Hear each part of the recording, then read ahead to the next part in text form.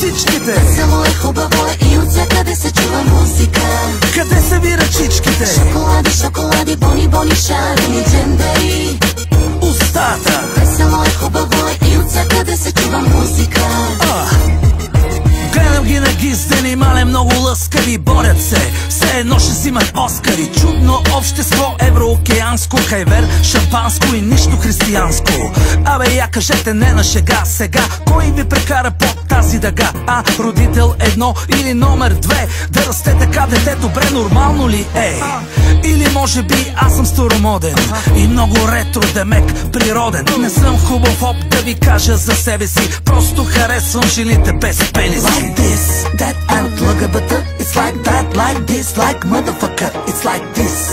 Като правите паради, кой знае кой какво вали за награди, Шоколади, шоколади, бони, бони, шарени джендери. Ей, черпе ви всичките. Весело е, хубаво е и от всякъде се чува музика. Да ви видя ръчичките. Шоколади, шоколади, бони, бони, шарени джендери. Вълшебници. Весело е, хубаво е и от всякъде се чува музика. Дайте път, че в учат тротинетки, жени с бради и мъже с яйцеклетки. Как ви плаща, в брой или натура, Националният фонд за култура? Да си гей е отдавна нормално, а да си джендър дали е морално? Вече се обърках и не мога да сметна колко са мъжете в дамската тоалетна.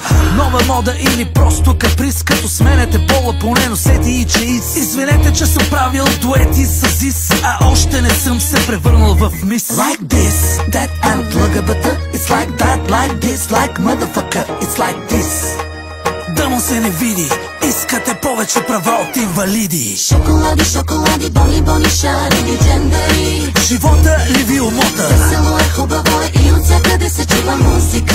Или НПО-та, ГМО-та? Шоколади, шоколади, бони, бони, шарени джендери. Има два пола на земята. Весело е, хубаво е и от всякъде се чува музика. А това не са думи на устата. Джендери, джендери, джендери. И сътвори Бог човека по свой образ, по Божий образ го сътвори.